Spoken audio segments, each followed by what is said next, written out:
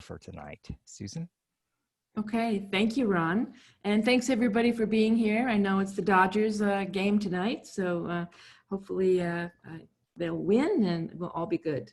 So Los Angeles Birders is really pleased to welcome back Jon Dunn tonight for part 2 of the 7 Deadly Stints. As you know, Jon is a leading expert on the identification and distribution of North American birds and is well known for his many authoritative books, including all the editions of the National Geographic, Large and Small Gulls of North America, Hummingbirds of North America, Birds of Southern California, Their Status and Distribution, and the Field Guides to Warblers. But rumor has it that Jon also has other interests outside of birds and birding, including history, cinema, politics, and of course the poetry and music of Leonard Cohen. So without waiting any longer, let's welcome Jon Dunn. Hi folks. First I want to thank you for sticking around.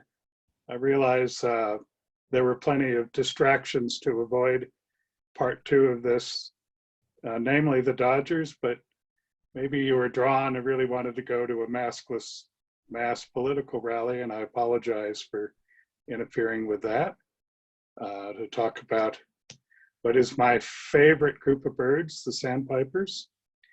And hopefully I won't drone on for too long. This is a collaborative effort, these talks. Frank and Susan are there throughout to guide the process along and to form the PowerPoint. Larry Sansoni is not just a photo consultant. He works with me very closely in getting the right photos and spends a lot of his personal time doing that. But that's not enough. I also had other consultants, Jonathan Aldifer and Louis Bevere, who seems to be, in my opinion, perhaps the most knowledgeable person on field ornithology in the country. Louis is in Maine and offers the East Coast perspective. So I'll babble on in part from what the efforts of others have already brought to the table. We're going to talk about a few polytypic species that are complicated. The Dunlin and the rock sandpiper. And if that gets to be overly burdensome, check on the Dodgers, let us know. And once we get past rock sandpiper, things get a little easier. But we're going to start with perhaps the most complicated species, and one I'm very excited about because there's so much I need to learn about the problem and the geographic variation and everything that goes on with this whole Arctic breeding species, or whole Arctic species, whole Arctic breeding right around the globe in northern regions, and what you can see from the Mercator projection there. Doesn't breed in absolutely all regions. It's not a long distance migrant, particularly obviously is migratory in winters at more southern latitude, but is by no means a trans-equatorial migrant. There are 10 recognized subspecies. Some recognize 9. Some couple of them have been named in the last few decades. And they divide into 2 groups, a North American group, which also includes Northeast Asia, and a European group, which includes, at least for breeding, Greenland, which is actually part of North America, but the birds fly southeast to winter in the old world. From our perspective, we see Dunlins as a common wintering bird along the coast, and also inland. It's quite a hardy species to a degree. Some winter at Owens Lake, for instance, and they do occur as far east our subspecies as the Western Great Basin. And we see them, they break the rule on most of our Calidris, in that when we see them here on the West Coast in the fall, both the juveniles and the adults already are in a basic or winter-like plumage. Let's look at the next slide. The European birds, particularly 2 of the subspecies, are significantly smaller with a shorter and straighter bill. And the big difference here, what I just told you about what they do on the West Coast, they do the exact opposite in the old world, at least Europe. They migrate south in breeding plumage and go to staging areas or to the winter grounds and then molt. And the same is true with the juveniles.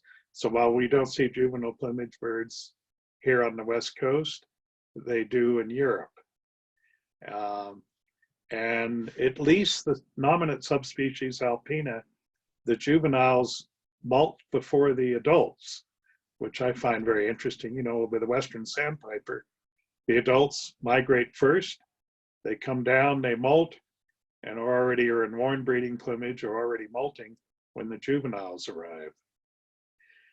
With these 10 subspecies, I think a key to our understanding is what the molt sequence is in each, or whether you can put them in groups. And there's still so much to learn about this species and who does what. The females are a little larger, have longer and more decurved bills than the males in all subspecies. For us in the fall, Dunlins, because they sit up north and molt, they're one of our later arriving shorebirds, maybe almost the latest, arriving in not regularly until mid-September. And there are plenty of Dunlins still migrating now. The molt alone may suggest that there are 2 or more cryptic species here. Next image. So we're looking at the map here of Dunlins in North America, but you'll see our subspecies is Pacifica. It breeds in Western Alaska and migrates down the coast. You get the area in yellow. Some go inland to the Great Basin, mainly the Western Great Basin. Winters on the coast down to Western Mexico. You'll see another North American breeding subspecies to the north of Pacifica, which is Arcticola. It breeds on the north slope of Alaska over to Mackenzie, the Mackenzie River Delta. They winter primarily in China. So their migration is mainly southwest in the fall. And then there's a bit of a gap in the breeding ranges, and you'll come to Hudsonia, which breeds in eastern North America. And that's the eastern Dunlin, which you can at least separate consistently in breeding plumage. And those comprise the east end of the, at least in North America, of the Northeast Asian North American group. And if you go over to Greenland, then you'll see 2 other subspecies, Shinzi, which breeds Iceland, and over to the Iceland, the northern UK, southern Scandinavia, and the Baltic region. And then an endemic Greenland breeder, eastern Greenland, Arctica, the smallest subspecies, in some ways with the most distinctive plumage, with a very short, pretty straight bill. And they migrate through Iceland, Northwest Europe, and most winter in Mauritania, south of Morocco, West Africa. The Banque des Arguns, and I'm butchering the pronunciation. So here's Arctica, Shinzi, and then Alpina. Alpina is the largest of those 3. Shinzi is intermediate. Arctica, the smallest of all the Dunlin. Alpina is the one that mainly winters in West Europe. It breeds northern Fennoscandia, Scandinavia, and I don't think they breed in Finland, and breed to about Timor, and then migrate southwest. And it's the nominate subspecies. There are 2 listed specimens, I believe from Massachusetts. So it is recorded for North America. Winters also Persian Gulf. And then you hit Centralis to the east of Alpina, and it on the molt sequence is sort of put with the Northeast Asian, North American group, but others lump Centralis with Alpina. So here's the North American group. So two of those subspecies have been split fairly recently. Actites around the Sea of Okhotsk, and Kaczynski, which occupies northern Sakhalin Island, an endemic breeder. It may be the second smallest. I have to look at the measurements again, but it's another small subspecies. The winter grounds of Actites and Kaczynski, very famous Russian ornithologist, are unknown. In North America, Sakhalina is likely the migrant on the western Aleutians. And then the other, of course, we have Arcticola that breeds on the north slope of Alaska, east of the Mackenzie Delta. Pacifica breeds western Alaska. That's the western coast Dunlin. Hudsonia is the eastern Dunlin. Back to our map, just to review again. But I wanted to explain, you'll see a gap of white. So when I went to New Mexico to look for the European golden plover, folks were excited about a Dunlin. It's a rare bird in New Mexico, Colorado, Wyoming. I missed the Dunlin, but it's a rarity, and the reason is because you're between Hudsonia, that gets to about the central Midwest, central prairie states, and as far east as Pacifica goes. And remember, there's only a small gap in Arctic Canada. However, Arcticola doesn't go south of North America at all. It goes southwest to Asia, to China. If you check out after this, remember it gets better ahead. One of the exciting things for me is there's so much I need to learn about Dunlins, so I'm motivated to read absolutely anything I can get my hands on them. Killian Mallarney's been a big help too. A superb Irish birder, one of the authors and illustrators of the best field guide ever done, the European guide, the Collins guide. But what about Dunlins? They get out often with western sandpipers, sometimes dowitchers, and probe. This is a breeding bird with reddish on the back and a big black belly and that long decurved bill. They're somewhat shorter legged, rather short legged, but that's hard to tell. Remember, the Dunlin we have is Pacifica. It is the largest of all the subspecies with the longest bill. Hudsonia is very large too, as so is Sakhalina. Now, one of the characters of our Dunlin is it's only faintly streaked on the neck, and the black belly is surrounded by white. I'm speaking breeding plumage here, I'm sorry. So the breeding Dunlin with white on the flanks, pure white flanks, and a band of white above the black belly. Next slide. Dunlins in winter look like a giant least sandpiper with a decurved bill with a brown wash across the breast, brownish above. I haven't quantified this with specimens, which is, of course, necessary, but I believe our birds look a little browner to me. Eastern Dunlins that you see look a little grayer, just an impression. See a bit of a supercilium. So think of the color of a winter least sandpiper with a decurved bill. Now this one still has retained juvenile coverts and tertials.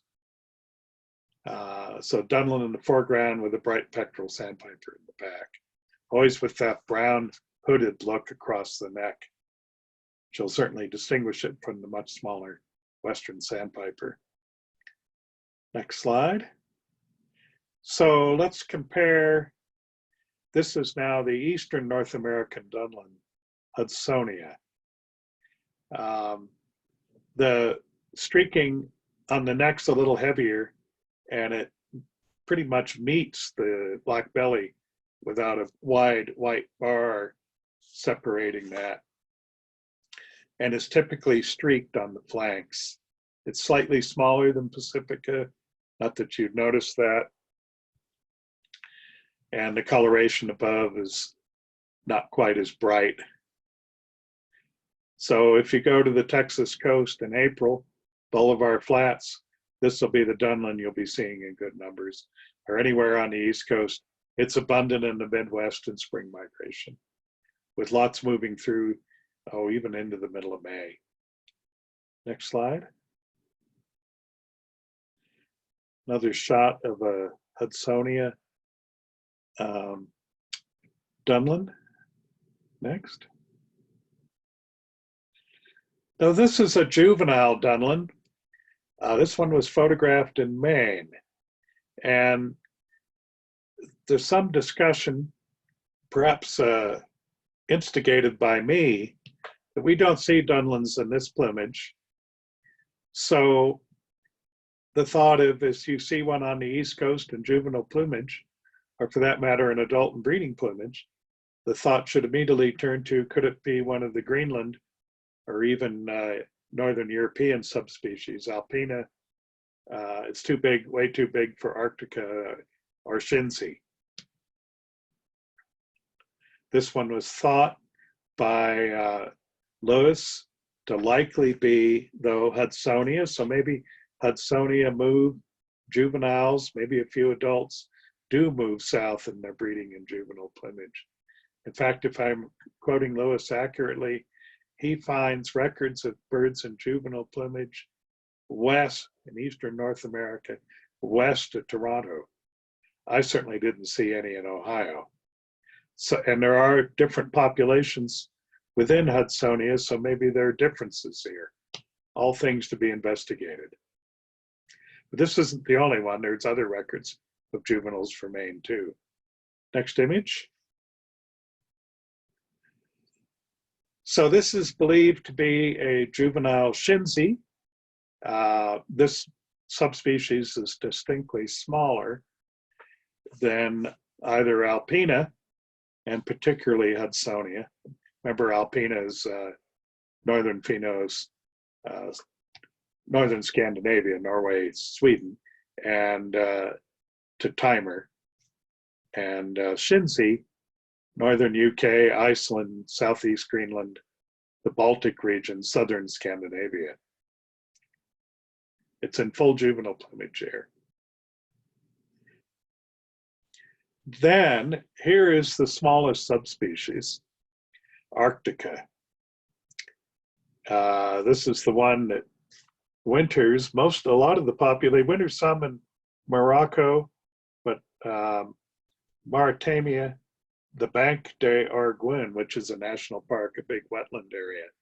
A lot of them go there. It's both duller above, often with more restricted black underneath. But look how short the legs are, which Killian Mallarney has pointed out. And the bill is pretty straight and short. It's an endemic breeder to eastern Greenland. Next image.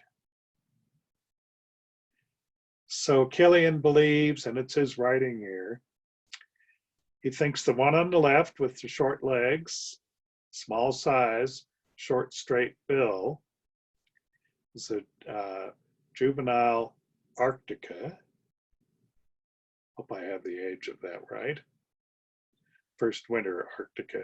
It still has some of the juvenile plumage. And the bird on the right with the longer legs is Shinzi, or he thinks that perhaps, or it's Alpina.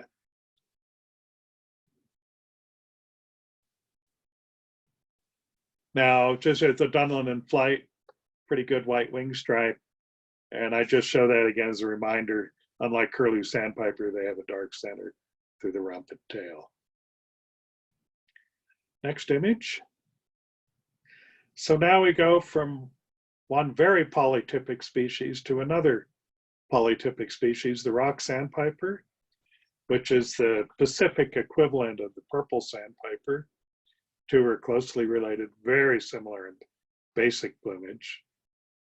This is a Beringian endemic with 4 recognized subspecies. You can see it breeds in both the Russian Far East and in the Aleutians in western Alaska, western mainland Alaska. Some come down, particularly the Chukchorum subspecies, that northern one in Russia, Far East, and Alaska, some do come down and winter on the West Coast. Rarely, a few to northwest California. Next image. There are the breeding ranges and the subspecies. So you'll see Chuck Jorum there in the north. On Hall and St. Matthew and the Pribilofs is Tillicnemus. That's that middle. There's on the Pribs, Hall and St. Matthew are to the north. Those birds apparently, at least a lot of the time, winter on ice floes in Cook Inlet. Now these days, I don't even know if they still get ice floes in Cook Inlet. So perhaps open to adjustment. There's some moving around, but cow's eye is the resident subspecies, mainly in the Aleutians, all the way out to Attu. And then there's another subspecies, Corta, on the Komodorsky Islands or the Commander Islands, where Bering had scurvy. They thought they landed in Kamchatka in 1741, but it turned out to be Bering Island. Bering was very sick. They dug a hole for him, put him in. 4 days later, when he died, they only needed a few more shovelfuls of sand. And that's where the breeding area for Corta rock sandpipers are. And it's occurred twice, at least on Shimei Island in the Western Aleutians, substantiated by specimens. The Tillicnemus is the largest and the palest subspecies, and probably the one that's most field separable. Has a really bold white wing stripe and a wider underwing. That's the Pribilof Hall St. Matthew bird. Next image. So we'll talk a little on Chuck Jorum here. There's one inland specimen that was collected at Atlin, not too far inland in British Columbia, 29 October 1932. That specimen is at the RBCM in Victoria. There's the specimen number. And we're thinking that ought to be looked at carefully to see if it perhaps was a purple sandpiper. If it is a rock sandpiper, it's the only interior record I know of for the world. So we're listing cow's eye, Corta, Chuck Jorum, Tillicnemus. Okay, next image. So in winter plumage, they look very similar to purple sandpipers. Where we know them from in California, they're on birds of the rocky headlands and the rocky shore, also jetties. Invariably, they're with surf birds, or almost invariably. The one in San Francisco was on its own, but they're with surf birds and black turnstones.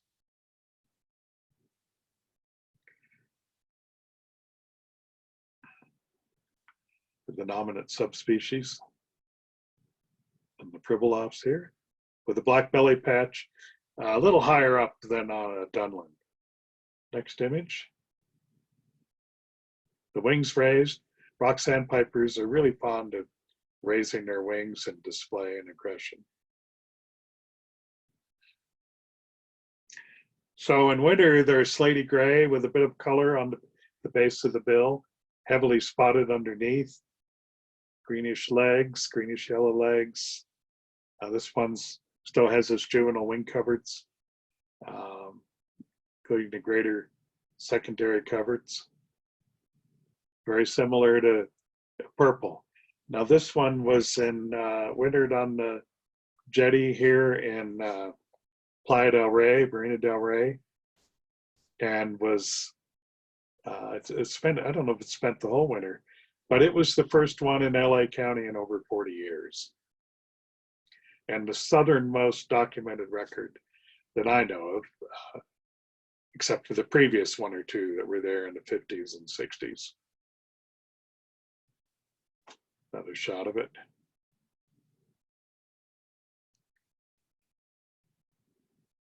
Juvenile plumage, which we don't see on the West Coast. They've already molted. If you're up at Gamble, St. Lawrence Island in August. You can see these birds. Next image. So here's a breeding. I'm not sure it's true for all of the subspecies. I suspect it is. But at least with Chuck Joram, the breeders I see on St. Lawrence Island, they're easily sexed. This is a male. It's very white around the face and solid black on the chest. Next image. Just a quick image, a comparison with the Dunlin. The black is higher on the belly, the classic described field mark.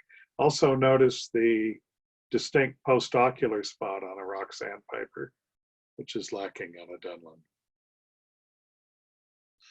Next image. Here's a female rock sandpiper. Black is a little more blotchy on the breast, a little more washed with buff. Not as white in the face.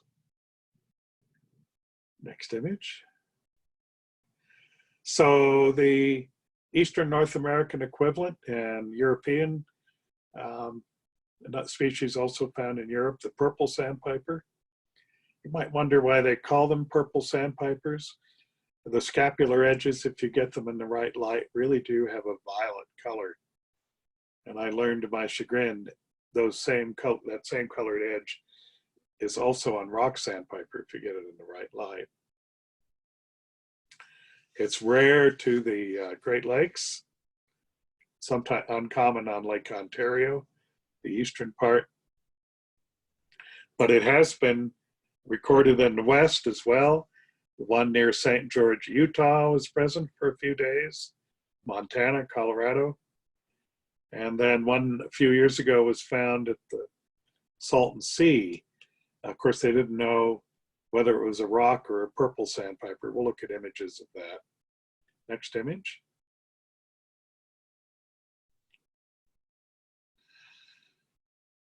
So there's a breeding purple. They're easy to separate from rock sandpiper and breeding plumage. They don't have the black breast. Some other differences too. This is where it's rare in Texas, but there are a number of records on the Gulf Coast. Next. Here's a shot on a jetty on Lake Erie in Ohio. And again, a very much a rock sandpiper looking bird. At the base of the bill and the legs, I think, average a little more orange. And it's possibly a little darker overall. Now, just above those white wing coverts, you'll see the scapulars. They're set off. There's a gray line on the side of the mantle or back. And then just above there, Frank, you'll see there. Those edges are violet. And if you get them in the right light, suddenly you realize, a purple sandpiper. It could require a lot of work to see that, but rewarding. Notice the grayish streaks like rock sandpiper, sides and flanks. And it's really a creature of the rocky jetties or headlands in Maine, Maritimes. Winter way north to Newfoundland even. Next image. So this was the bird found in March by Brian Daniels, 2016, on the east shore of the Salton Sea in Riverside County. Identified as a rock sandpiper, but immediately the red flag went up. Why not a purple?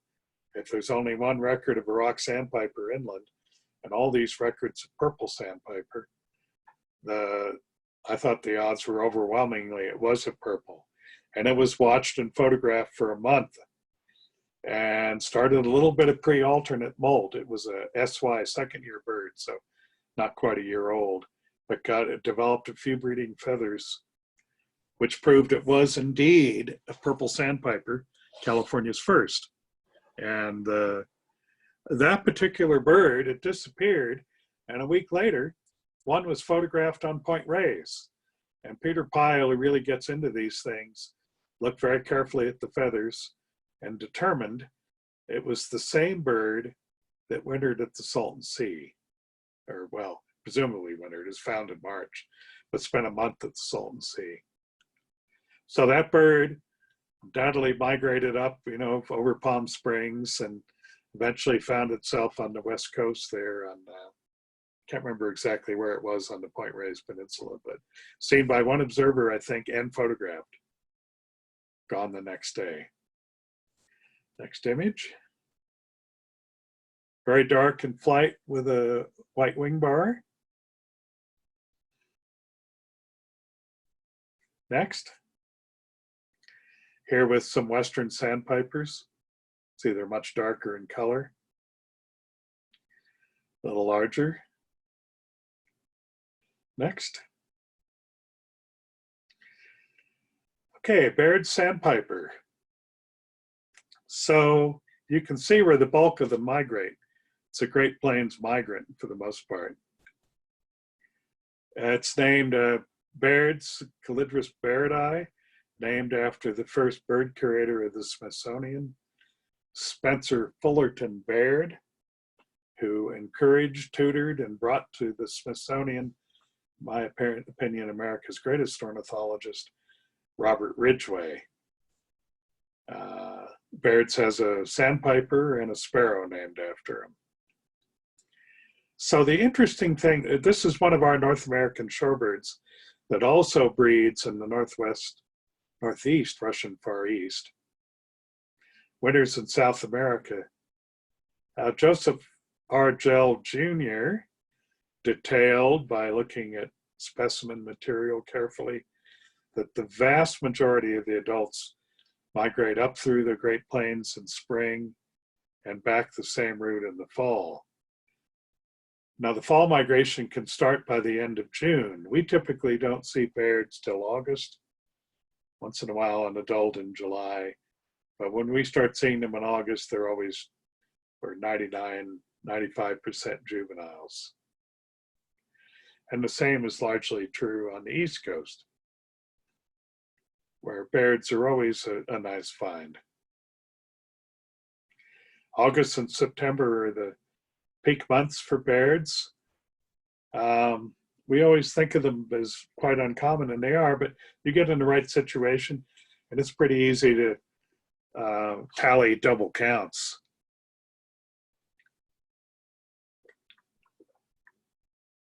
Next is the plumage we typically don't see.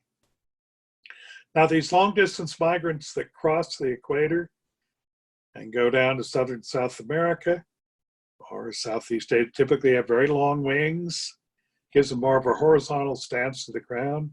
In the case of the Bairds, the primary tips extend beyond the tail. Bill's rather long and straight. They kind of have a blotchy look above, but a brownish wash across the breast. They're bigger than the least sandpiper, easily distinguished on that basis. So we'll go to the next. Now, this is the plumage we see. 95%, 98% of our encounters with Baird sandpipers are in August or September with juveniles. And what you want to look at is how scaly they are. The fringe goes all the way around those feathers, the covert feathers, as opposed to a stripy look if the fringe didn't go around those feathers. They're a nice, warm, buffy color. The other thing is look how long the wingtips are. They extend well past the tail. And look how long the primaries are, how much primary tip projection there is past the next group up, the tertials. Those are tertials. And then the next group up, we're just reviewing again, greater secondary coverts, one row of medians, multiple rows of lessers, and then those darker feathers are the scapulars. In this case, they're tucked up. Always think, as we review these species and you're reviewing themselves, always go back and practice your feather groups to keep you centered. Another shot of a Baird's. See the primary tip projection. They look rather least-like. if I sometimes see a distant bird, I always try to see the long primary tips extending past the tertials and past the tail. This is my favorite shot of Larry's. It just really shows everything. How scaly they are, the general buffy coloration, the rather long straight bill, and those long, the long primary tip projection past those tertials. Next image, and the horizontal stance. So speaking of least, our smallest shorebird, it breeds again in the north, but breeds a little farther south into muskeg bogs and whatnot within forested regions. It's pretty hardy in the winter, will winter in cold areas. And a migrant throughout North America. They do breed on the Pribilofs too, in the Bering Sea, and do occur as a stray, annual stray to Europe. Leaf sandpipers are dark and small. There's a reason they name it leaf sandpiper. Sometimes names are revealing. It has a rather short, slightly decurved bill, a necklace across the breast. But again, just a small size and no primary projection. They give a high-pitched call. You'll see the bottom bit in boldface. Forget relying on the leg color.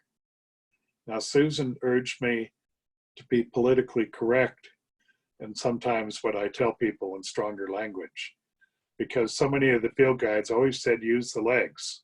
That's how you have to identify them. You need to purge that thought from your memory bank, because they get into muck and the legs can get dark, or westerns get into green muck and get greenish legs.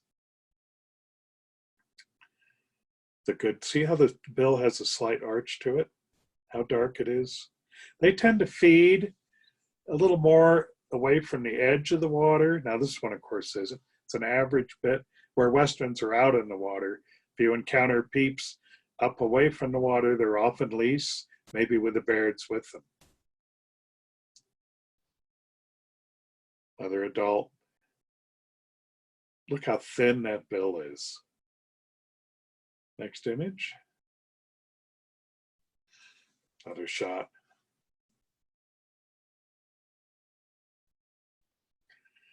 So right about the end of July, early August, we look for the bright juveniles. If you remember how worn and dark the adults are, then this thing pops up in early August, a juvenile least, and they look like you have a different species. So it's brown across the breast, unlike a western, still quite colorful. The supercilium extends across the forehead. The bill's all dark. Next image. Another shot of a juvenile least, certainly more colorful. Next.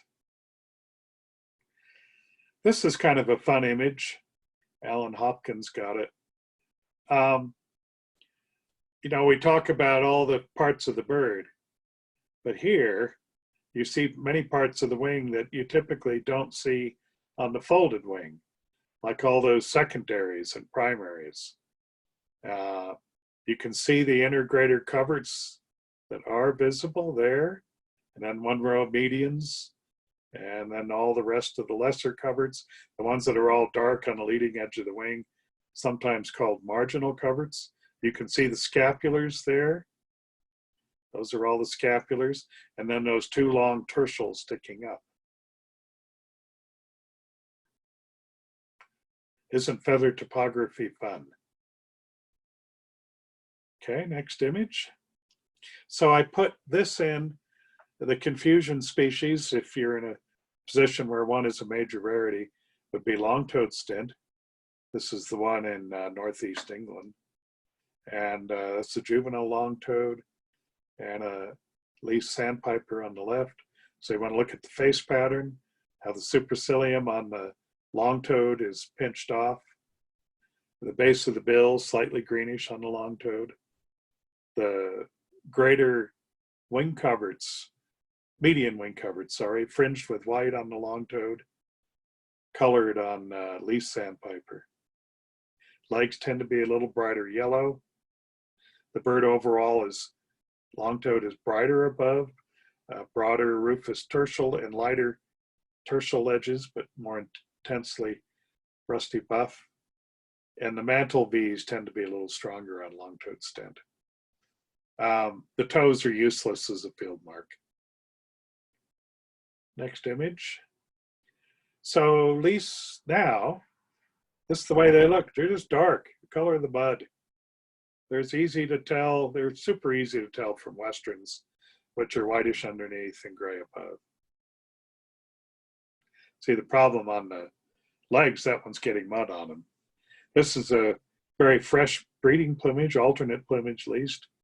You can see hardly any primary tip projection past the tertials. On this particular one, you can see between the toes, of the 7 deadly stints, only 2 of them have webbing. At least isn't one of them. Next image. So little stint, it's not as small as least sandpiper. Basically a European species. They do breed into the Russian Far East. This year there was a pair that attempted breeding at Barrow, or Etuquebec, as I butcher the pronunciation. Most winter in Africa south of the Sahara, some to the eastern subcontinent, a very few also in Southeast Asia. And it's very rare to casual across all of North America. In California, we see as many little stints as redneck stints, but precious few of either. And it has wintered in San Diego. I think up to one winter there were 2. So I put in the juvenile first. California's first record in '83 was of a juvenile. Very bright above. One characteristic of the juvenile little stint has a necklace of streaks, or brace of streaks on the sides of the breast with buffy gold there, which is distinctive from rednecked. They have a white, split white supercilium, tend to have bolder white mantle V's than rednecked. Very colorful above, and all the wing coverts and tertials are blackish with a colored edge. Here's a fresh breeding plumage bird from Lesbos. In the spring, it shows that very rufous edge tertials, but again, mirroring the juvenile plumage, it's bright. Some color in the cheek can get very bright. It doesn't have the rufous band across the throat. Next image. Here's another, this one was on Attu in late May. A lot of color on the crown and cheek, a lot of color above. Big rufous edges on the tertials. Pretty fine tip bill. Next. And we'll counter that with a redneck stint going back. So redneck with a red throat. The upper parts, though, are duller. And then there's a band of streaks below the red. Comparison shot. Next. So this is a little stint that turned up at the Paiute Ponds, a really bright bird in July. See those wing coverts and the tertials, all with extensive black centers and bright fringes. You can see, I don't know, Frank, if you can detail that, the supercilium is split like the juvenile bird, with sort of a second pale supercilium on the sides of the crown. They're a little longer legged than redneck stint. And despite the difficulties of separating them in juvenile plumage, they're not sister species. Next slide. This is one I think this was the first one. There are 2 records for Inyo County at Owens Lake, and I was giving a shorebird workshop with the Owens birders, the Inyo birders rather, sorry. And I was working folks through westerns and lease and westerns and lease, and Howards stood out, as I recall. And Chris Howard put a bird in my scope and he said, "Okay, John, what's this one?" And I looked and I thought, oh, good God, he'd found a little stint and realized that, and it's what he suspected. It was very well seen. Larry got photographs of that bird. Next. So looking here, there's the juvenile little stint. You want to look at those tertials, just back from the primary tips, and they're all filled with black.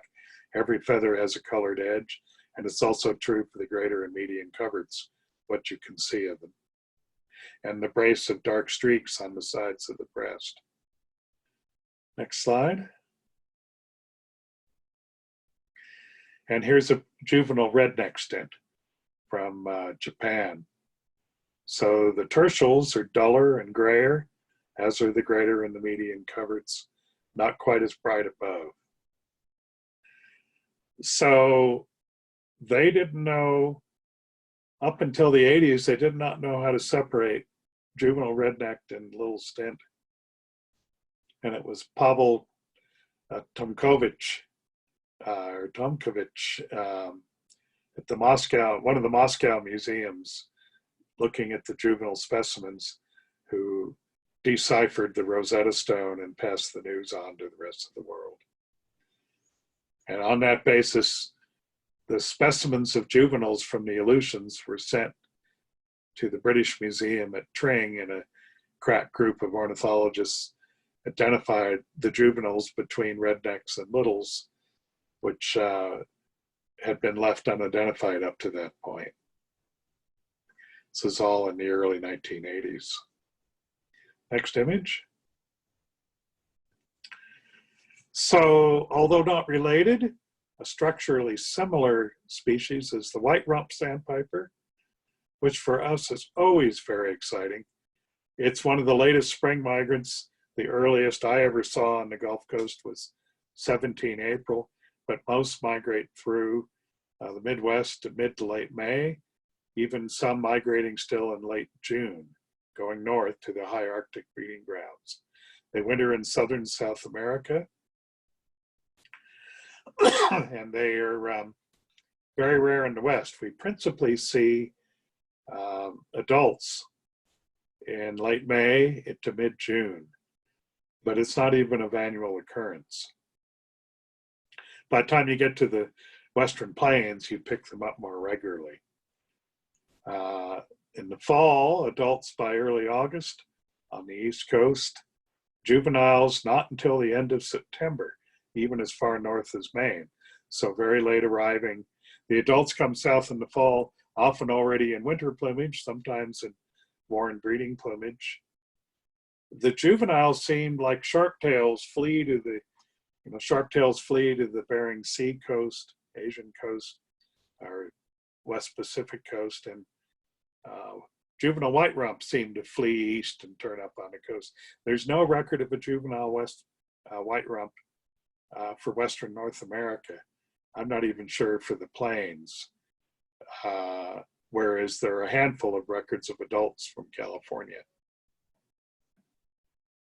So here's an adult in breeding plumage, alternate plumage, very long winged like Baird's, slender shape, good size, very high pitched call, unlike Baird's. Streaks across the breast going down the sides and flanks. They'll show a little pink at the base of the lower mandible. Next image. Described by Velo. Here's one in late April in Anahuac. If you look very carefully, you should be able to see the pinkish base to the lower mandible. Bit of a supercilium, the streaks going down the sides and flanks. The wingtips extending well past the tail. Notice you're not seeing the white rump on any of these images. You have to see that in flight. There's one early May in Tamaulipas, Mexico. So Located this one in LA County at Paiute Ponds, 1980. This is an adult in full breeding plumage, but very worn. This bird stayed, I think, found it on the 15th. Last saw it on the 22nd. And there have been 4 or 5 more since. Now, when white rumps arrive in northeastern North America in the fall, typically early August, September, the adults are often already into winter plumage, basic plumage, with a nice hooded look, dark chest and a fairly good supercilium.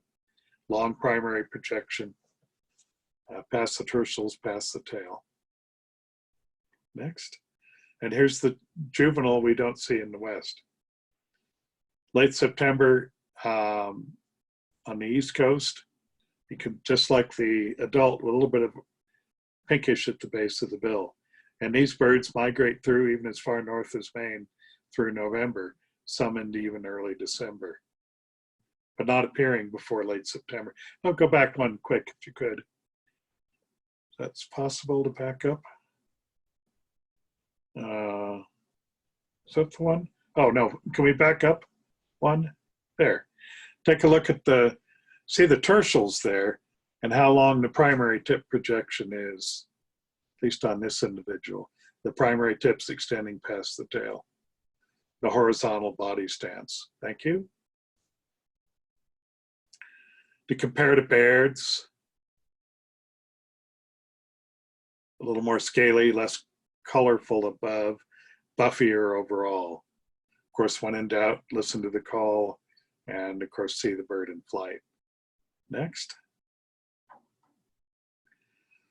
This bird, this species, was formerly in its own genus, Tringites, and it's a striking species. Migrates, hits the upper Gulf, Texas Gulf Coast, migrates north through central eastern Kansas, central eastern Nebraska, up to the breeding grounds, which you can see in pink. And the breeding range goes across the north slope of Alaska, with a few even into the north coast of Chukotka in the Russian Far East. Winters in the Pampas, primarily in Argentina. So long distance migrant, going to be long wings. It's a rare bird in the West. We see primarily, well, almost exclusively juveniles, late August, September into October, a few. Much rare inland in the West. Next image.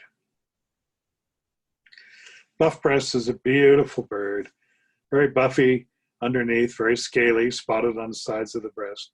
That dark eye stands out in a blank face. We have a shot in flight, but just hold off here. When you see them in the fields, the wet fields in East Texas in the spring, adults will, maybe it's the males, they'll extend the wings and they'll flash their wings in sort of like a whirlybird thing you'd see in a used car lot. Just flashing that wide underwing. It's part of a display. And like ruffs, they do form leks on the breeding grounds, but they tune that display up as they migrate north. Next image. So if you look at, you'll see how white the underwing and the primary coverts are tipped in black, which gives when they do that display, you'll see that black check mark and then the very white underwing. They do have yellow legs. Next slide. It shows the scaly appearance. That dark eye and a blank face, spots on the sides of the breast.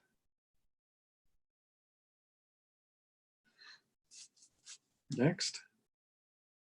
Now the feathering goes out the lower mandible. That's a minor character. Oh, these birds could be confused with a ruff, which has more of a face pattern and larger. Have a complicated pattern in greater and median coverts. but shows the scaly nature with some internal markings. Orangey yellow legs. Pectoral. Now, what I want you to look at here is the breeding range.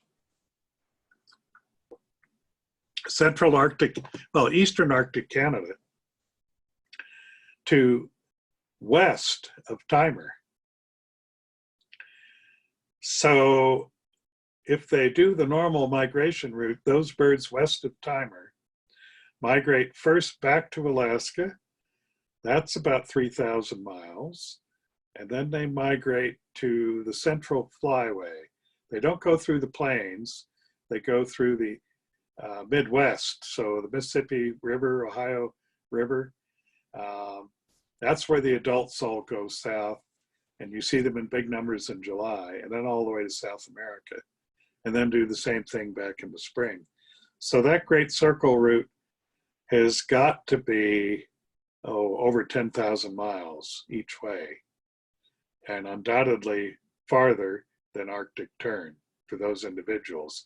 You'll notice some say the hell with it and winter in Australia. It's a lot closer than having to end up in South America. So adults, we don't see them very often like this in California. It's rare to see adults. Velo described it from specimens from Paraguay, where they winter. It's quite large as a peep, heavily streaked breast. That's always the best feature. The yellowish legs, long primary projection. Of course, because they go a long ways. Their call is like Baird's, but richer. And they're more, well, we'll get to the juves. They're not scaly like Baird's. Next slide. And Larry got this one at Paiute in the spring. It's a rare bird in the spring, late March to early May. Somewhat of an earlier shorebird in the east than the eastern Midwest than many shorebirds are. Bit of color at the base of the bill. The main confusion species is sharp-tailed, which it isn't related to. So some pectorals, this is a juvenile pectorals, have a buffy wash across the neck, but wherever there's a buffy wash, there's streaks. Whereas in sharp-tailed, you'll see streaks across the upper breast or neck, and then unmarked buff below that. Sharp-tails are a little brighter. Now, I know folks always would prefer to see a sharp-tail than a pectoral. Well, they get excited about pectoral, but after they've seen a dozen or more, then they start thinking of, oh, I'd rather see a sharp-tail. Sharp-tailed has a really bold supercilium, averages a rustier cap, a little bolder of an eye-ring, some minor differences, and has some streaking on the sides of the bed. Their calls are totally different. Next image. Full close-up of a juvenile pectoral. See, it's not scaly like a Baird's, it's more striped. Next. On pectoral, look how long the primary projection is past the tertials. Primaries are at least to the tip of the tail. Shows the striped appearance above, back braces, those pale stripes. Next image. This one's a dark variant. Still a juvenile. Pectoral in flight. You ever really go to Zeno Canto and listen to the display sounds. Sounds like an episode from Star Trek. Next image. So now we're into semi-palmated and western.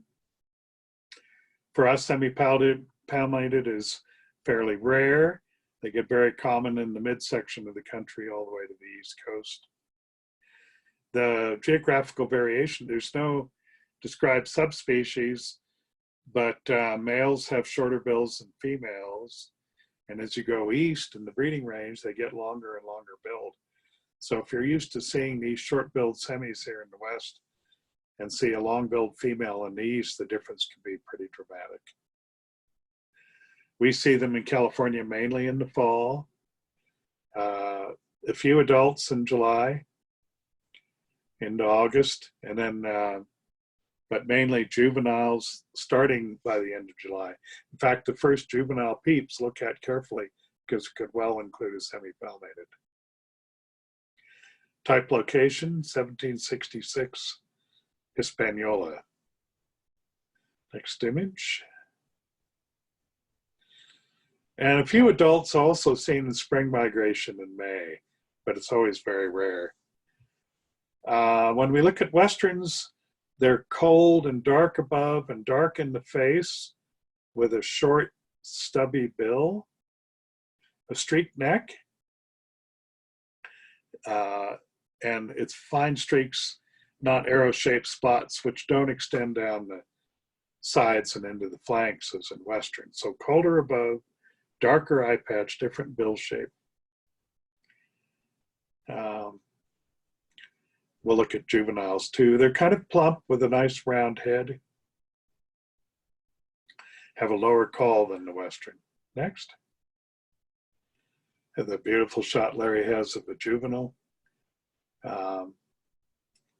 So a little bit of a nice buffy on the breast, but it has a dark, a bully look around the eye. Dark around the eye with pretty good accented supercilium. The inner scapulars don't have that rufous red, kind of a rusty buff rather. And this is on the brighter end for a semi-palmated. But the bill shape and the face pattern are probably the two best things to look at. Remember, juveniles don't have the markings underneath.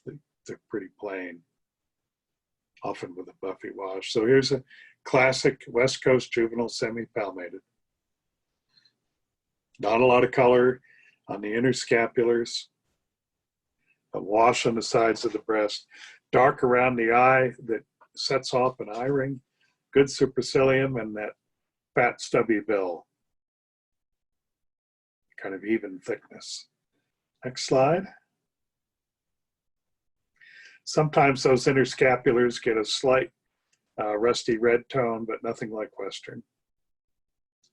Another semi-palmated. Next image. Now this bird was found in 1978, and we were hopeful it could be a redneck stint. It wasn't. It's a semi-palmated, but it actually got published, and I tried to talk Guy out of it, I will say, but it's published as a redneck stint. And remember that journal called American Birds? Oh, it was, I guess, 79. My mistake. At McGrath, Santa Clara River mouth. And of course, redneck stint juveniles don't look like that at all. I mean, look at the really dark, greater secondary coverts and tertials. Anyway, we learn along the way and make mistakes, trial and error. I'd abandoned ship on it being a redneck stint after a week or two when Peter Grant, who wrote that wonderful article illustrated by Lars Johnson, best identification article I've ever seen written. It was written by Peter on Stints. Next image. Western sandpiper, breeds in Alaska and also the Russian Far East, at least Chukotka. They're the winter range. And numerically, that's our most numerous Calidris, big numbers in migration. And they winter in the big estuaries. Also Salton Sea, a few at Owens Lake, a few in those saline lakes in Kings County, Tulare County. I find they're quite common on the East Coast in winter, but for some reason in the upper Midwest, Minnesota, Manitoba, North Dakota, they're extremely rare as a migrant. So how do they end up on the East Coast, breed in Alaska and avoid that region? I have no idea. Note the type specimens from Cuba, described by Cabinus. One other thing I wanted to say about Western, which has escaped my brain. In breeding plumage, they're heavily marked underneath. those spots, those arrow-shaped spots, extend down the sides and flanks. Has a droopy, long droopy bill. A little paler in the face than a semi-palmated. And bright above, bright, a lot of red on the crown and back. Females have the longer bills. Next image. Well, it's more of the same thing. Again, a stress, don't look at leg color. We'll look at an image of the 7 stints, Western and semi-palmated, have palmations unlike the other 5. Juvenile south by the end of July, but could be a semi-palmated too. Calls of Westerns are different from both least and semi-palmated. Next image. So here we put a Western on the left with a semi-palmated on the right. See the difference? On a Western, the bill gets thin near the tip. Semi-palmated is a little more of even thickness. Western, all that color on the scapulars and on the crown. Semi-palmated, a little darker, more uniform. Okay. Juvenile Western, you can see the bill shape. Bill gets thin near the tip. All of that sort of mirroring the adult breeding plumage. All of that color on the inner scapulars on Western, but slightly paler face than the semi-palmated. Next. Another shot of a semi-palmated on the right with a Western on the left.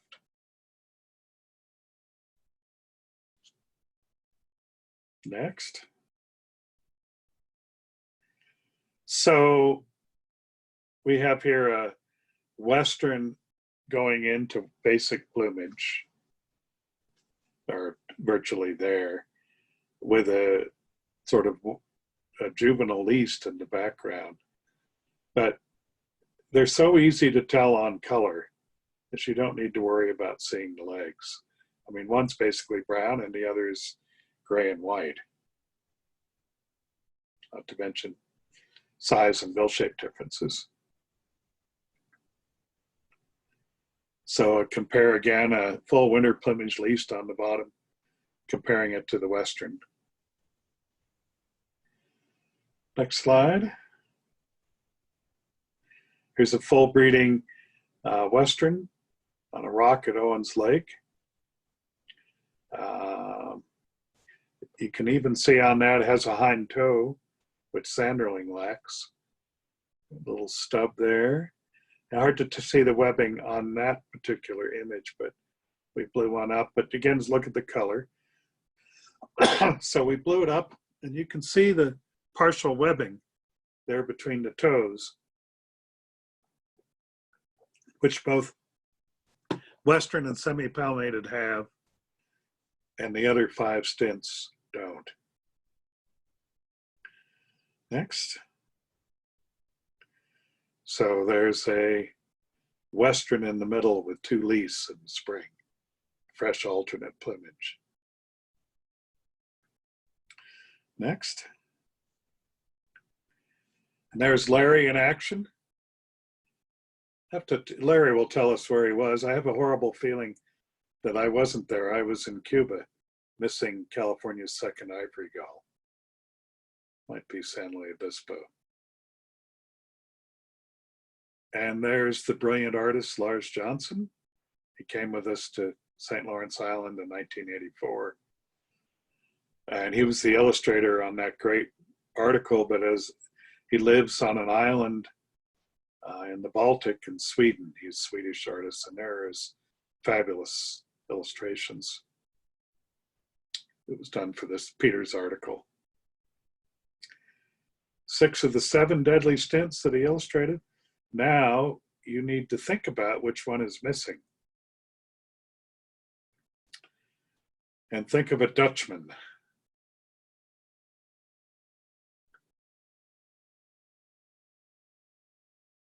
See, even on the heads, he's got more of the split supercilium effect of the long-toed stint in comparison to the least. Next.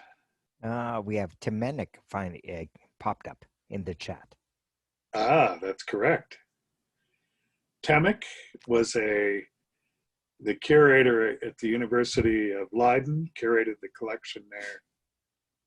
And he has another bird named after him, which we have a relative in big numbers here in North America, again, California. It's found in North Africa, the Temminck's horned lark. Temminck's lark. Looks like a horned lark with really long horns. Those are the lower scapulars, or outer scapulars. Sometimes I refer to them as. I think we're good. Again, thanks to Jonathan Alderfer and Louis Bevere and Killian. Killian provided images of that really neat Arctica dunlin with the much small size, short bill, short legs, that one from eastern Greenland, and has many thoughts I long to hear about dunlin taxonomy and appearance in Europe in comparison to North America. And Louis Bevere is putting a lot of time and effort into this question as well from an East Coast perspective. Next image. Thank you all for attending, taking you away from the Dodger game. There's the Grand article. That 84 article, the best identification article ever written, arguably the best. And other shorebirds, it's hard to find that top reference, but they have a lot of discussion on dunlin subspecies. The best overall books on shorebirds, in my opinion, are the Heyman, Marchant and Prater book, and Paulson's book on shorebirds of the Pacific Northwest is brilliant. And the O'Brien book has a lot of nice images, photos of shorebirds.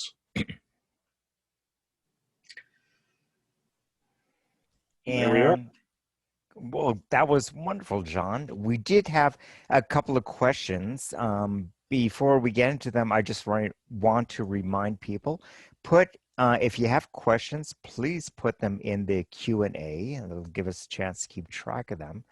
First question, Lance asked way back in dunlins, what do genetics, I can't even speak, what do genetic studies suggest regarding two species with dunlin? That is a very good question. And I wrote some notes down on that. Now this is in this, let me see if I can show you this book.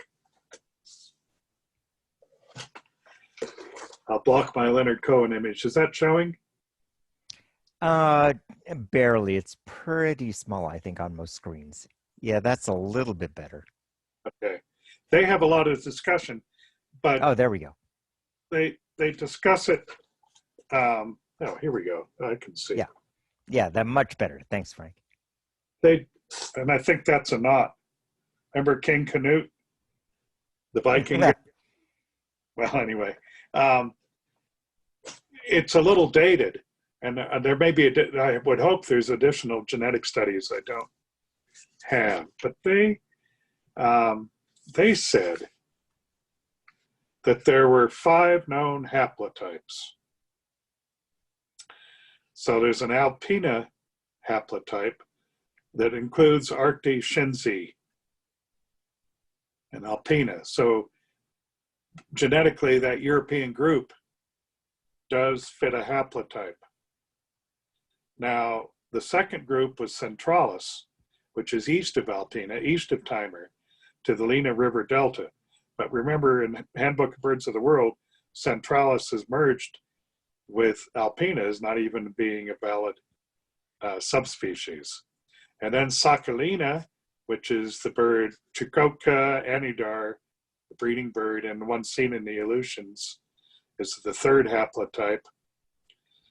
Pacifica, which is ours, is in its own haplotype, and Hudsonia. Now, this doesn't include Actites or Kaczynski. Genetic data wasn't looked at and how they fit into the cards. Apparently, especially the one on Actites, the one from Sakhalin, is pretty distinctive. That Sakhalin Island,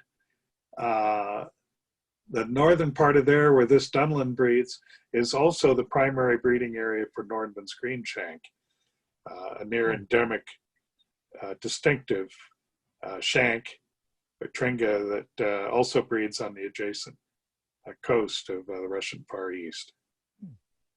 Interesting. We've also had a question.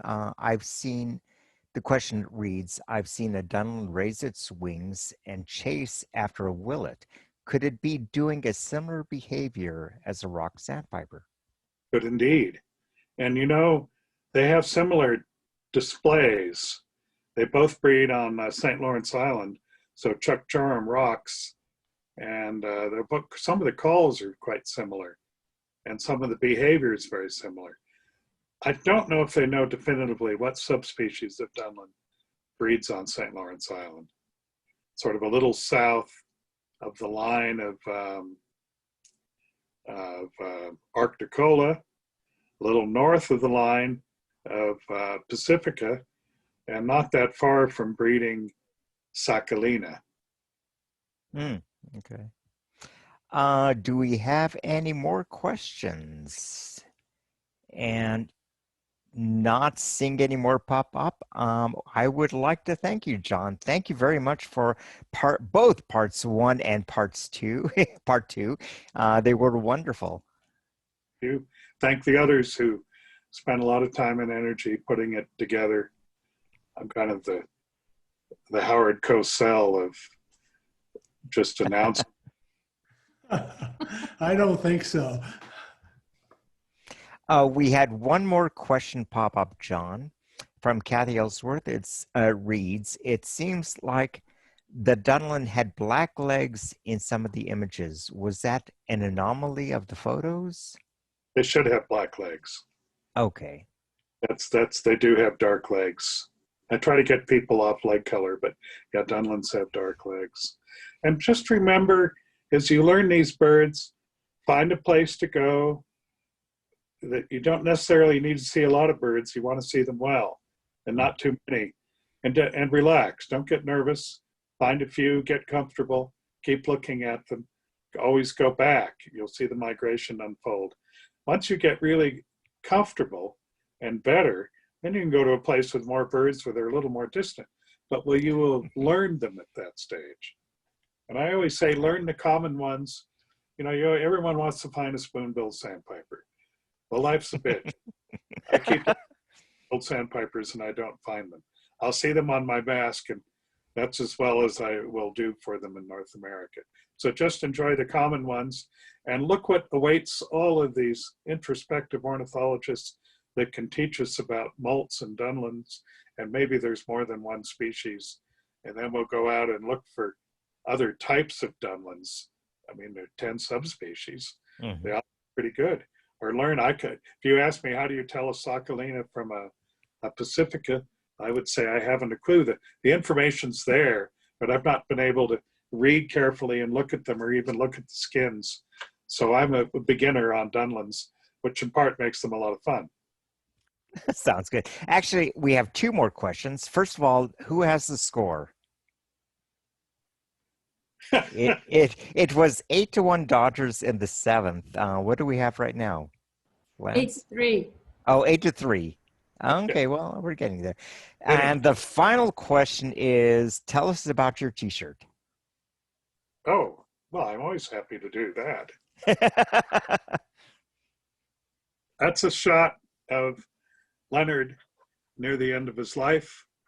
I can't remember, maybe his daughter took it.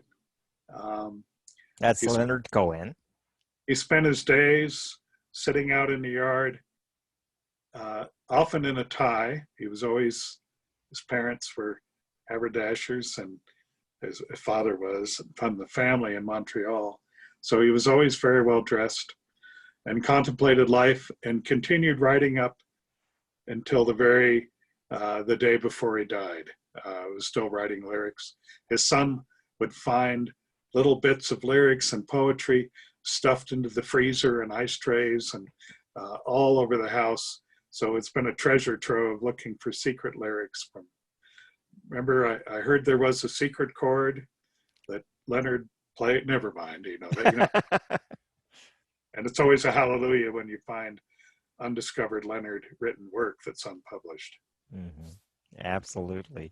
Well, we want to thank you very much. As I said earlier, it was a wonderful treat having parts 1 and parts 2. Part 2, I can't even speak right. There, Ron, that folks can, if they send in questions they thought of later, send them to you.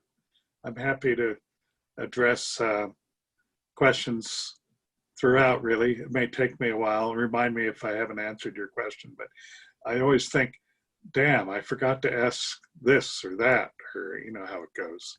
Absolutely. We have a contact link on our website, losangelesbirders.org, and just click contact us.